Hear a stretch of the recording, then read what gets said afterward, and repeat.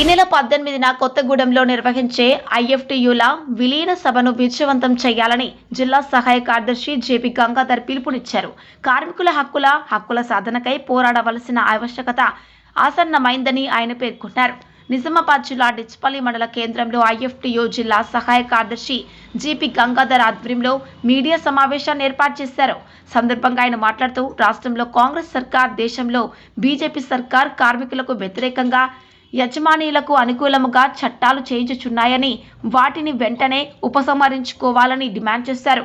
రేవంత్ రెడ్డి సర్కార్ కార్మికులకు ఇచ్చిన చేయూత పథకం కింద 16,000 రూపాయలు ఇస్తానని చెప్పడం జరిగిందని, కానీ ఇంతవరకు అమలు చేయలేదని, వెంటనే ఇచ్చిన హామీలను నిలుపుకోవాలని, లేని ఎడల కార్మికులతో కలిసి ఆందోళన నిర్వహిస్తామని ఆయన హెచ్చరించారు.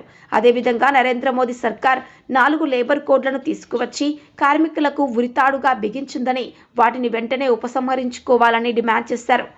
ఈ సమావేశంలో లలిత, యాదమ్మ, సారలి, గంగమణి, స్వప్న, సుప్రియ, ఫజల్ తదితరులు పాల్గొన్నారు. ఐఎఫ్టియు భారత కార్మిక సంఘాల సమైక్య 2 ఐఎఫ్టియులు విలీన సభను విజయవంతం చేయండి అని చెప్పేసి ఐఎఫ్టియు పిలిపించింది.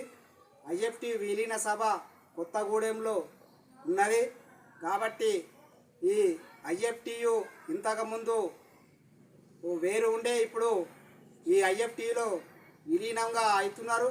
అందులో భాగంగానే 18 తారీఖు జనవరి 2025న చెలో కొత్తగూడెము అని చెప్పేసి పిలుపు ఇవ్వడం జరిగింది. ఈ యొక్క సభకు కార్మికులందరూ పెద్ద సంఖ్యలో పాల్గొని ఈ సభను విజయవంతం చేయాలని చెప్పేసి ఐఎఫ్టీగా మేము కోరుతా ఉన్నాం. కార్మిక లోకానికి విజ్ఞప్తి చేస్తూ ఉన్నాం. అట్లాగే కార్మికులకు 4 లేబర్ కోడ్లు తీసుకొచ్చింది నరేంద్ర ప్రభుత్వం. ఆ నరేంద్ర మోడీ ప్రభుత్వము ఈ 4 లేబర్ కోడ్లలో కార్మికులు అడిగే హక్కు కోల్పోతున్నారు. ఈ కార్మిక హక్కులు ఉరితాలుగా నరేంద్ర మోడీ ప్రభుత్వం చేస్తూ ఉన్నది. అట్లాగే కనీసము బీడీ కార్మికులు రాజీనామా పెట్టే నాటికి ఒక 5,000 పెన్షన్ ప్రతి నెల ఈపీఎఫ్ నుంచి ఇవ్వాలని చెప్పేసి మేము నరేంద్ర మోడీ ప్రభుత్వానికి డిమాండ్ చేస్తూ ఉన్నాం. మరి పని తగ్గిపోయింది, పనులు కూడా లేవు. నెలకు 20 రోజుల పని గ్యారెంటీ ఇవ్వాలి. అట్లాగే వేతన సవరణ చట్టం కూడా ఈ రాష్ట్ర ప్రభుత్వానికి అడుగుతున్నాం.